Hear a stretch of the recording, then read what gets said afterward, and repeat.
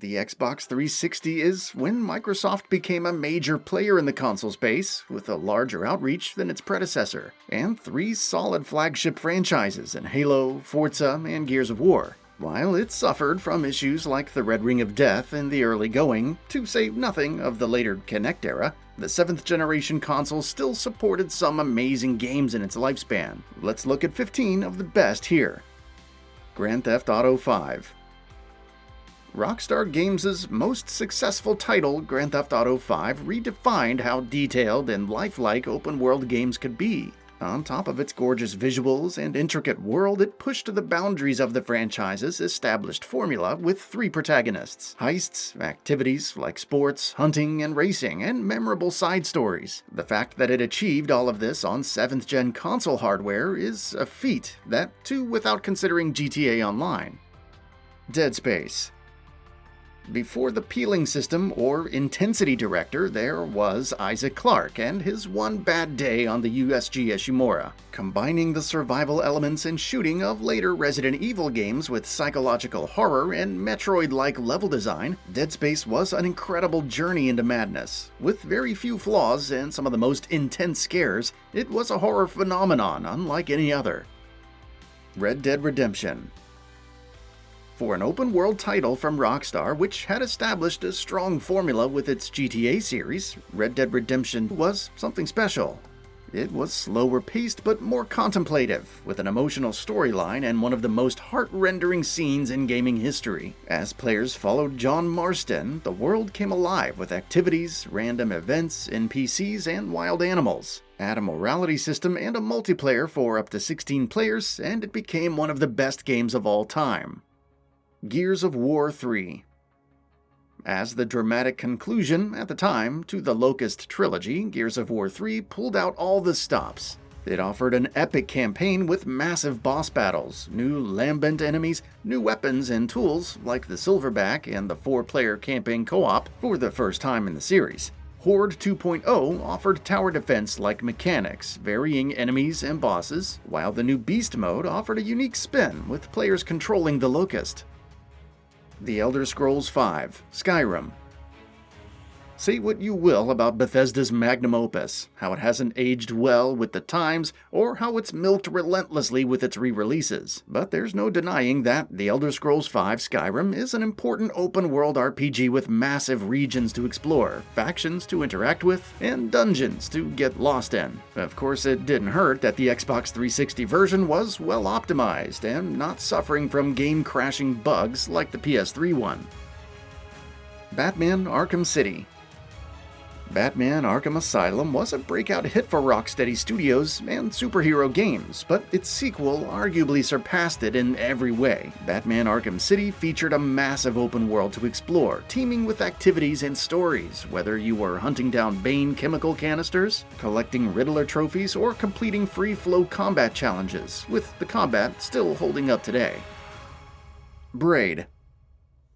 There was a time when indie games were considered much lesser than they are today, but Jonathan Blow's Braid was one of the several titles that changed all that. It's a 2D platformer with time travel mechanics, offering a unique twist on the concept at each level, whether it's tying the passage of time to moving on the X-axis or creating a shadow that copies your movements. Throw in an incredible narrative with an utterly mind-blowing ending, and it's easy to see why Braid is so well regarded. Forza Motorsport 3. The Forza Motorsport franchise was turning heads when it began on the OG Xbox. Forza Motorsport 3 did what any good follow-up should do: expand on the formula, adding more features like drag races and car upgrades and having over 400 cars, and more than 100 track variations. Plenty could be improved, especially with online multiplayer, but Forza Motorsport 3 was a new peak for an already excellent franchise. Halo Reach. Yes, its multiplayer was controversial, but Bungie's final Halo title is still its best.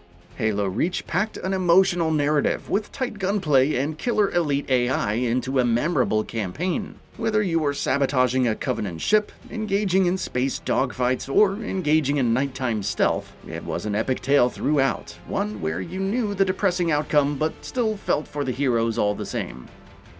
Mark of the Ninja. Clay Entertainment's Mark of the Ninja was born from the desire to have more stealthy ninjas in video games. It introduced a whole new kind of side-scrolling action game with its difficulty and line-of-sight mechanics, while also offering an interesting story and a gorgeous art style. For all the punishing stealth side-scrollers released since then, Mark of the Ninja is still an absolute classic. Dead Space 2. If Dead Space was the spark that ignited the sci-fi horror franchise, Dead Space 2 was the flame. Bigger and brighter with more refined combat, improved zero-G movement, and more terrifying sights, the sequel was far more expansive. Of course, it was also the first time that Isaac spoke, with Gunnar Wright providing an exceptional performance throughout and amplifying the terror. Geometry Wars Retro Evolve 2. It's insane that one of the best shoot-'em-ups began as a minigame in Project Gotham Racing 2's garage. Geometry Wars Retro Evolved 2 built upon the formula, adding multiple modes, local co-op, and competitive support with worldwide leaderboards. Coupled with a gorgeous new art style that retained the feel of the original while the gameplay pushed for new ways to multiply your score, it felt like the perfect sequel to an addictive game. Metal Gear Solid HD Collection. The classic Metal Gear and Metal Gear Solid titles in one package with extra content and remastered visuals. What more could you want? Metal Gear Solid HD Collection conspicuously lacked Metal Gear Solid 1 and 4, but it still offered Metal Gear 1 and 2 with Metal Gear Solid 2, 3, and Peace Walker. While it wasn't the only means to experience the franchise on the Xbox 360, it was the best. Fable 2. The original Fable had extraordinary hype, but Lionhead's reach exceeded its grasp. Fable 2 improved in nearly every aspect, offering free exploration with one's decisions affecting their appearance. You could purchase property to unlock more quests, become king or queen of the land, get married, take on various jobs, and much more. It was everything a fantasy RPG life simulator could offer and delivered in every way. The Orange Box. Half-Life 2 is an incredible first-person shooter on its own, but packing it with episodes 1 and 2, both incredible pieces of story content on their own, and throwing in Portal, a mind-blowing new IP, while also having Team Fortress 2, itself a great multiplayer title, the Orange Box felt almost criminally underpriced with the value offered, and is a testament to Valve's incredible craftsmanship. That's all for now. If you enjoy what you saw, please hit the like button. And if you're new to the channel, now is a great time to subscribe. We upload brand new videos every single day. After subscribing, don't forget to enable all notifications by clicking the bell icon. Thanks for watching this video, and we'll see you next time, right here on Gaming Bolt.